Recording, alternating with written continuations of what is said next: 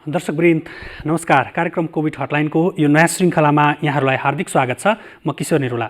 दर्शकवृन्द, हामी यस कार्यक्रममा तपाईका विभिन्न समस्या गुनासा र तिनको समाधानका लागि सम्बन्धित निकायसँग समन्वय गर्दै मध्यस्थकर्ताको भूमिका निर्वाह गर्दै आएका छौँ भने सँगसँगै समसामयिक र सार्वजनिक महत्त्वको विषयलाई पनि कार्यक्रममा स्थान दिँदै आएका छौँ। आज पनि तपाईँले पठाउनुभएका विभिन्न खालका समस्याहरू पनि छन्। सार्वजनिक महत्त्वको विषयलाई पनि कार्यक्रममा समावेश गरेका छौँ र कार्यक्रममा प्रवेश गर्नुभन्दा अगाडि तपाईँले सम्पर्क र जिज्ञासा गर्ने सम्पर्क माध्यमहरू प्रस्तुत गर्दैछौँ।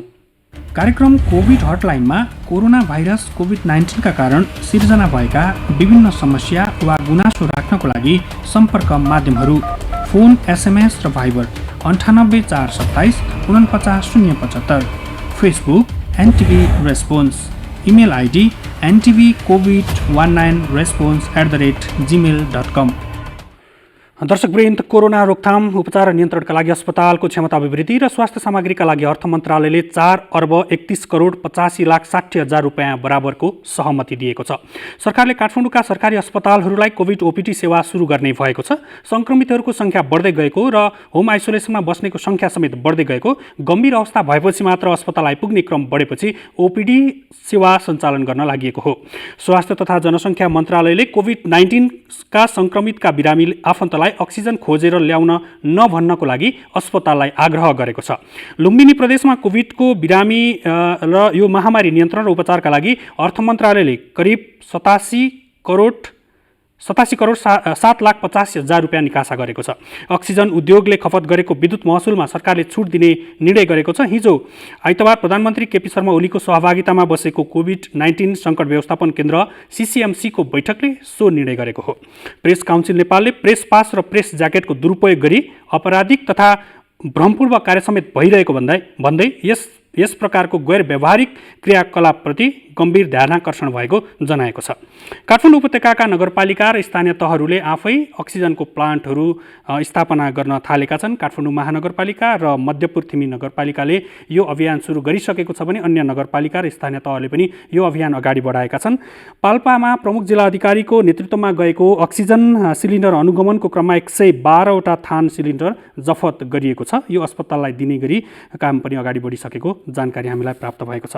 र विभिन्न यस्तै सार्वजनिक महत्त्वका र कोरोनासँग सम्बन्धित रहेर हामीलाई विभिन्न खालका जिज्ञासाहरू पनि प्राप्त भएका छन्। र पछिल्लो समय अक्सिजनको अभाव भइरहँदाखेरि विद्युत आपूर्तिको विषयमा पनि केही प्रश्नहरू जिज्ञासाहरू हामीलाई प्राप्त भएका छन् र यो विषयमा आज हामी कुराकानी गर्दैछौँ। र यति बेला हाम्रो प्रत्यक्ष भाइबर सम्पर्कमा नेपाल विद्युत प्राधिकरणका प्रवक्ता मदन तिमल सिन्हा हुनुहुन्छ। प्रवक्ताज्यू, स्वागत छ यहाँलाई कार्यक्रममा।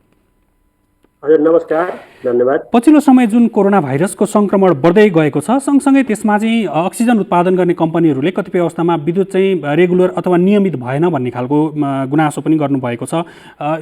यसलाई कसरी तपाईँहरूले आपूर्ति गर्दै हुनुहुन्छ? के छ तपाईँहरूको यति बेला कार्ययोजनाहरू कसरी अगाडि बढाउँदै हुनुहुन्छ?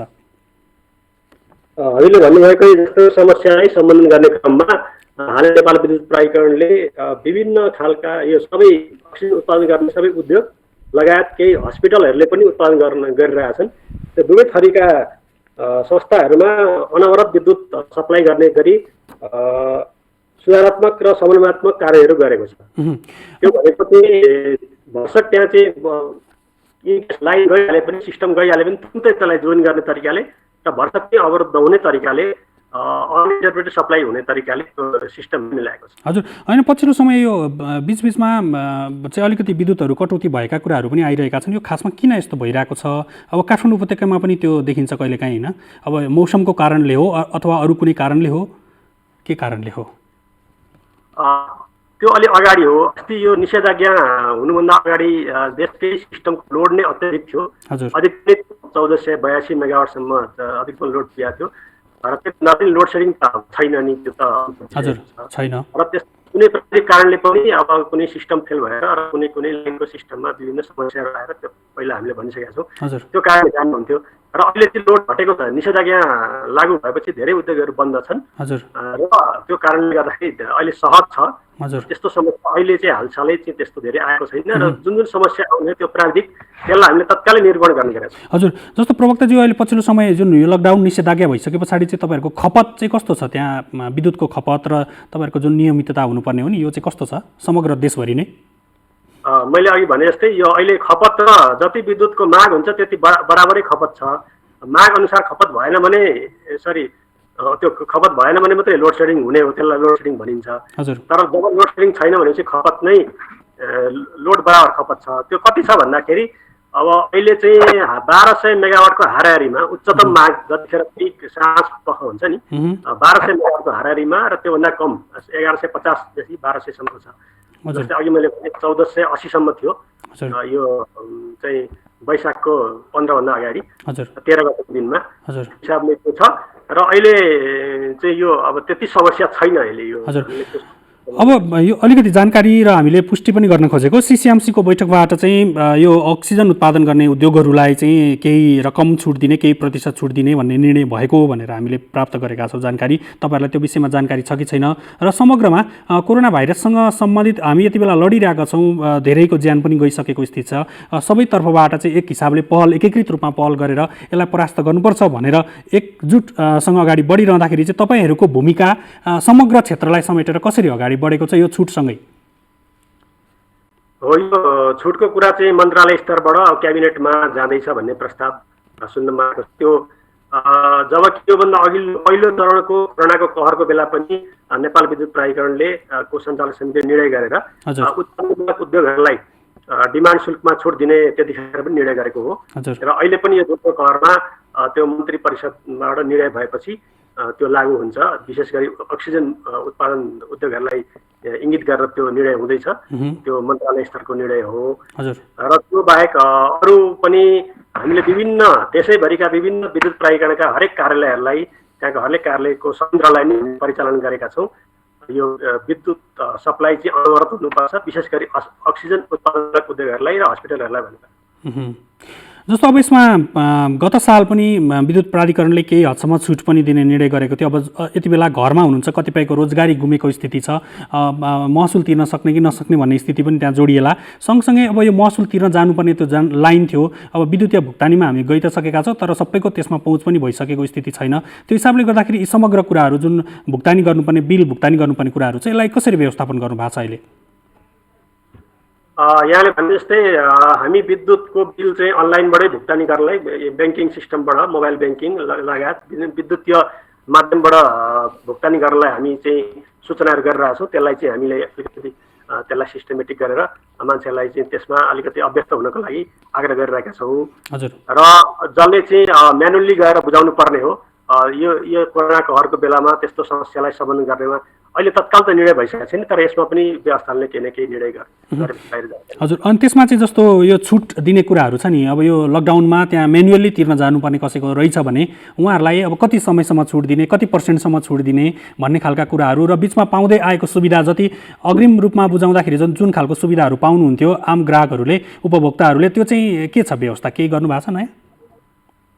त्यही त अहिले तत्काल निर्णय भइसकेको जानकारी मैले प्राप्त गरेको छैन र त्यो यो वास्तवमा यो निर्णय गर्नुपर्ने हुन्छ र त्यो भएपछि म अवश्य जानकारी गराउँछु। हुन्छ प्रवक्ताज्यू, यहाँको यो महत्त्वपूर्ण समय र जानकारीको लागि धन्यवाद। यहाँलाई पनि धन्यवाद।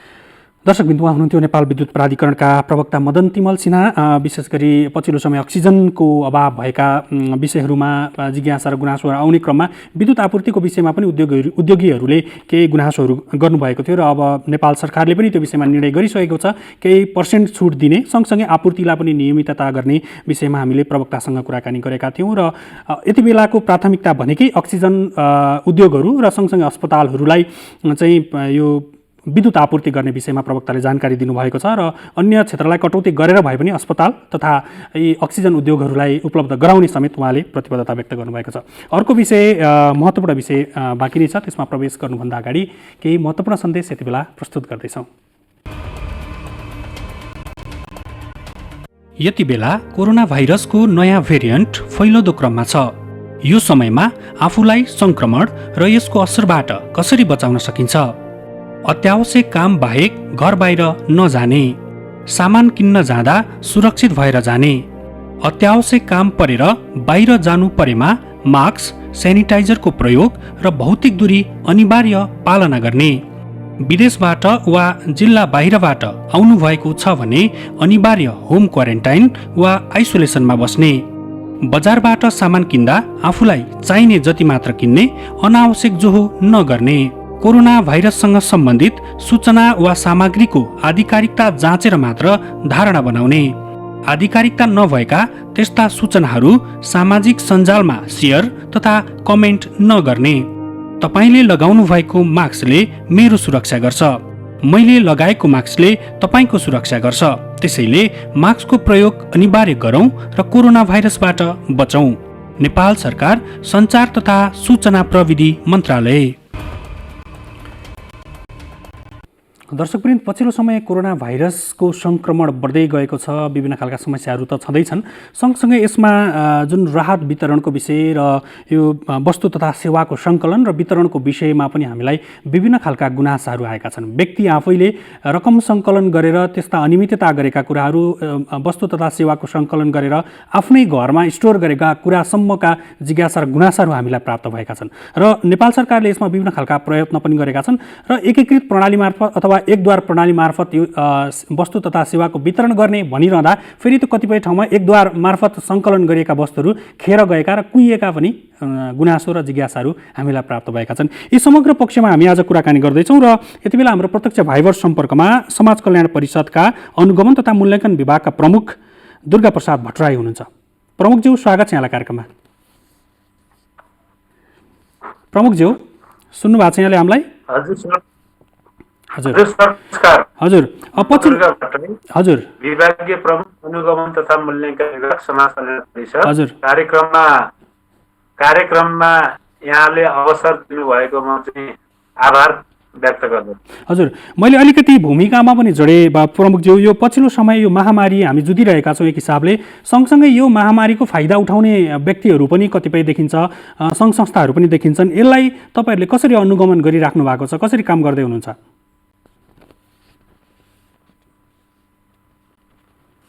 हाम्रो स्पष्ट कार्यक्षेत्र छ समाज कल्याण परिषदको।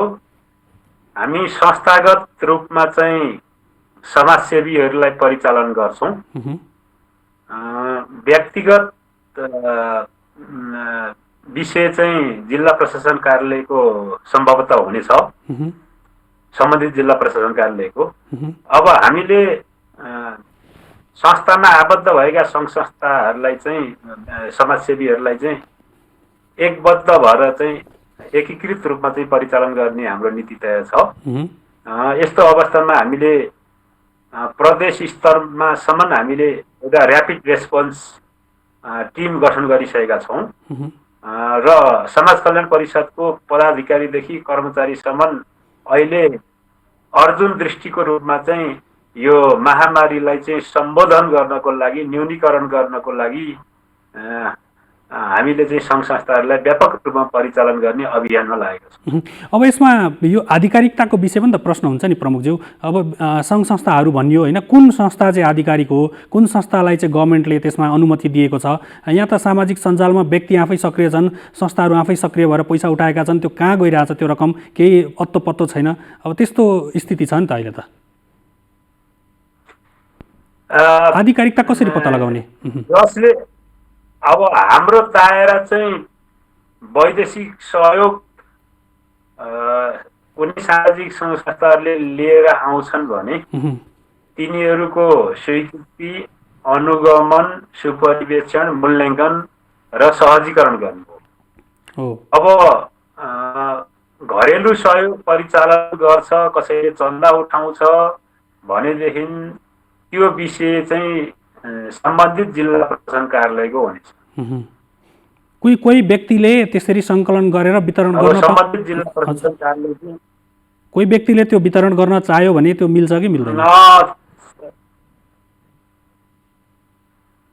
व्यक्तिले चन्दा सङ्कलन गर्नुपर्ने हुन्छ। चन्दा सङ्कलन गर्नलाई चाहिँ हाम्रो चन्दा ऐन अनुसार जानुपर्ने हुन्छ। त्यो चन्दा ऐनलाई चाहिँ एक्टिभेट गर्ने, त्यसलाई नियमन गर्ने, अनुमति दिने चाहिँ सम्बन्धित जिल्ला प्रशासन कार्यालयको काम हो। हजुर, तपाईँहरूले त्यसमा अनुगमन गर्नु। जस्तो यो मैले एउटा प्रश्न आम रूपमा उठेको प्रश्न, धेरै जसो अहिले सामाजिक सञ्जालमा के देखिन्छ, हामी अक्सिजनको चाहिँ तपाईँहरूलाई जो गरिदिन्छौँ, यति रकम हामीलाई यो फलानु ब्याङ्क खातामा पठाइदिनुहोस् भनेर त्यहाँ चाहिँ रकम सङ्कलन लाखौँ करोडौँ रकम चाहिँ सङ्कलन भएको छन्। अब त्यो पैसाको जाँच, रेखदेख अथवा त्यो चाहिँ कहाँ खर्च भयो भन्ने चाहिँ तपाईँहरूको दायराभित्र पर्छ कि पर्दैन? हाम्रो दायराभित्रमा पर्दैन त्यो। यदि वैदेशिक सहयोग हो भने पर्छ, घरेलु सहयोग हो भनेदेखि चाहिँ सम्बन्धित जिल्ला प्रशासन कार्यालयको दायराभित्र पर्छ। जस्तो वैदेशिक सहयोग पनि त्यो चाहिँ संस्थागत रूपमा आएको हो भने मात्रै तपाईँहरूले हेर्नु होला। त्यसमा जस्तो व्यक्तिगत रूपमा पनि त बाहिरबाट त सहयोग त आइरहेको छ। व्यक्तिगत रूपमा आएको हो भने हामी हेर्छौँ। व्यक्तिगत रूपमा त्यसरी वैदेशिक सहयोग आउनु भनेको चाहिँ यो गैर कानुनी कुरा हो। हजुर। र यो चाहिँ राष्ट्र बैंकले प्रष्ट निर्देशन जारी गरेको छ। सङ्घ संस्थाको हकमा समाज कल्याण परिषदको पूर्व स्वीकृति। अब व्यक्तिको हकमा चाहिँ के छ भनेदेखि चाहिँ निश्चित ऐन नियम कानुन छन्, त्यो ऐन नियम कानुन पुरा गरेर मात्रै लिएर आउनुपर्ने भन्ने चाहिँ राष्ट्र बैंकको चाहिँ निर्देशन छ। हजुर। अब प्रमुखज्यू, कतिपय अवस्थामा हामीले एकद्वार प्रणाली मार्फत चाहिँ सेवा तथा वस्तुको वितरण गर्ने भनिरहँदाखेरि कतिपय ठाउँबाट हामीलाई यस्तो गुनासो पनि आएको छ कि लगेर थुपारिएको छ तर त्यो वितरण गर्न नसक्दाखेरि अब खाद्यान्नको कुरा गर्ने भने त कुहिएर गएको हामीलाई भिडियो नै प्राप्त भएको छ एउटा। त्यो हिसाबले अब यसलाई चाहिँ कसरी व्यवस्थित गर्न सकिन्छ? त्यसमा त तपाईँहरूको अनुगमन मूल्याङ्कन हुन्छ होला नि त? संस्थाहरूले कार्यक्रम सञ्चालन गरेका छन् भने हाम्रो पक्कै पनि हाम्रो दायराभित्र पर्छ। हजुर। सङ्घ संस्थाहरूलाई हामीले एकद्वार प्रणाली अनुसार जाने हाम्रो प्रष्ट नीति पनि बनाइसकेका छौँ। हजुर। स्वास्थ्य सम्बन्धी कार्यक्रम सञ्चालन गर्ने हो भने स्वास्थ्य मन्त्रालयले यो हो प्राथमिकता क्षेत्र भनेर तोकिएको छ। त्यही प्राथमिकता क्षेत्रमा आधारित भएर हामीले कार्यक्रम स्वीकृति गर्छौँ। हजुर। र त्यही किसिमको चाहिँ प्रतिवेदन माग्छौँ र स्वीकृत कार्यक्रम अनुसार चाहिँ हामी अनुगमन गर्छौँ। र अब पछि हजुर, अब समन्वय गर्नु पर्दाखेरि स्थानीय तह, प्रदेश सरकार र सङ्घीय सरकारसँग चाहिँ प्रत्यक्ष समन्वय गर्नुपर्छ परियोजनाका हरेक चरणमा। चाहे त्यो वैदेशिक सहायता ल्याउने विषयमा होस्, परिचालन गर्ने विषयमा होस्, अनि कार्यक्रम समापन गर्ने विषयमा होस्। हजुर। प्रमुखज्यू, अब पछिल्लो समय यो महामारीसँग हामी एक हिसाबले जुधिरहेका छौँ। हरेक तर्फबाट हामी जुधिरहेका छौँ। हरेक अर्गनाइजेसनहरू, सरकारका निकायहरू, विभागहरू, मन्त्रालयहरू त्यो हिसाबले लागिरहेका छन्। र सँगसँगै यति बेला राष्ट्रिय तथा अन्तर्राष्ट्रिय यो गैर सरकारी संस्थाहरूको भूमिका पनि यति बेला निकै हुनुपर्ने हो। त्यति प्रभावकारी त देखिँदैन। अर्को कुरा, तपाईँहरूले त्यो अनुगमन, त्यो पाटोलाई कसरी अनुगमन सँगसँगै परिचालन गर्नुभएको छ?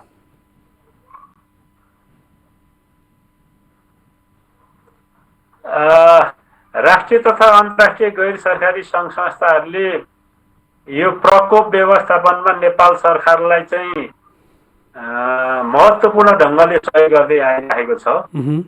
हामीले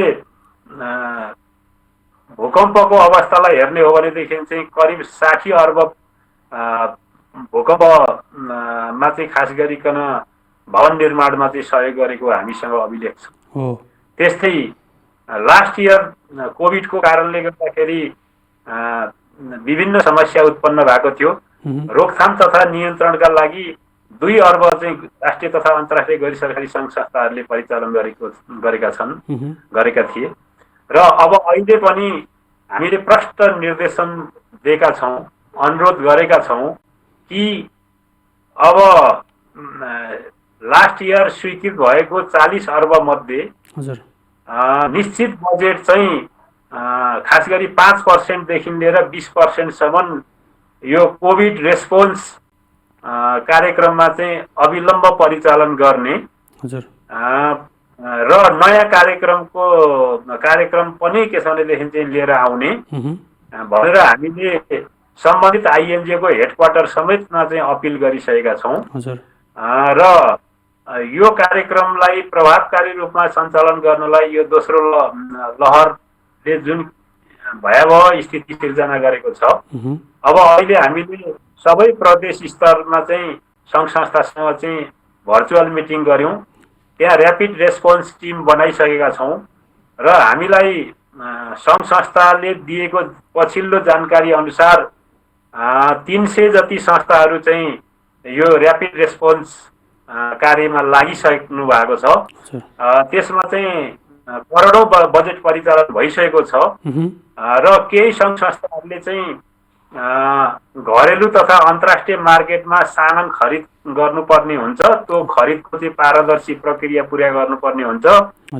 यसका लागि कम्तीमा 1 हप्तादेखि 15 दिनसम्म समय लाग्छ र त्यो विषय हामी के छ भनेदेखि चाहिँ यहाँलाई जानकारी दिन्छौँ भन्नेसम्मको खबर आएको छ। यसमा अरबौं सहयोग चाहिँ अविलम्ब परिचालन हुने हाम्रो अपेक्षा छ सर। अब यो बीचमा जुन खालको समस्याहरू देखेका छन्, जुन अक्सिजनको समस्या, बेडको समस्या, विशेष गरी अस्पतालसँग सम्बन्धित समस्याहरू छन्, ती समस्या समाधानका निमित्त चाहिँ तपाईँले भनेअनुसार अब अन्तर्राष्ट्रिय अथवा राष्ट्रिय रूपमा जुन गैर सरकारी संस्थाहरू रहेका छन् तीबाट केही हप्ताभित्रमा त्यो सहयोग प्राप्त गर्न सक्छौँ सर। यो अहिले केही समय लाग्ने भनेको यही सामान खरिद गर्नलाई हो। यहाँले भने जस्तो स्वास्थ्यसँग सम्बन्धित उपकरणहरू हुन्, अक्सिजन सिलिन्डर हुन्, अक्सोमिटर हो, पिपी हुन् र स्वास्थ्य सामग्री अन्य उपकरण के छ भनेदेखि सामग्रीहरू चाहिँ हुन्। यसका लागि चाहिँ पारदर्शी रूपमा खरिदमा जानुपर्ने हुन्छ। त्यसका लागि समय लागेको हो। अब घरेलुको हकमा 1 हप्ता, अन्तर्राष्ट्रिय स्तरमा खरिद गर्नु पर्दाको हकमा चाहिँ 15 दिनभित्रमा चाहिँ आइपुग्ने हामीलाई चाहिँ जानकारी प्राप्त भयो। अब प्रमुखज्यू, अब विशेष गरी यहाँभित्रबाट पनि अब समाज कल्याण परिषदले पनि आफैले पनि एकद्वार प्रणाली मार्फत र अन्य विभिन्न खालका भूकम्पको पनि यहाँले उदाहरण दिनुभयो। त्यति बेला पनि यहाँले निकै राम्रो काम गर्नुभएको थियो। अब यति बेलाको समयमा समाज कल्याण परिषदको भूमिकालाई प्रभावकारी बनाउनको लागि चाहिँ तपाईँहरू के गर्दै हुनुहुन्छ यो कोभिड-19 को रोकथाम अथवा आम नागरिकहरूलाई यो सङ्क्रमणबाट बचाउनको लागि? हाम्रो मुख्य फोकस अहिले होम आइसोलेसनमा सहयोग गर्ने हो। यसका लागि हाम्रो प्रष्ट नीति छ। त्यो नीति हामीले निषेधाज्ञाको आदेश जारी भएको भोलिपल्टै एनजिओ आइएनजिओलाई चाहिँ दिइसकेका छौँ। अब त्यो नीतिले चाहिँ 3वटा कुरालाई चाहिँ विशेष प्राथमिकता दिन्छ। एउटा स्वास्थ्य सामग्री उपकरणहरू अस्पताल तथा होम आइसोलेसनमा चाहिँ सपोर्ट गर्ने। अब होम आइसोलेसन भनेको चाहिँ एकदम महत्त्वपूर्ण कुरा हो।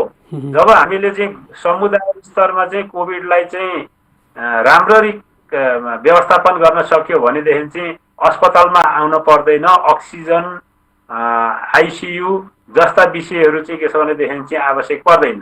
त्यसो भएको कारणले आइसोलेसन किट्स कन्सेप्टमा चाहिँ जाउँ भनेर चाहिँ हाम्रो सहमति भएको छ।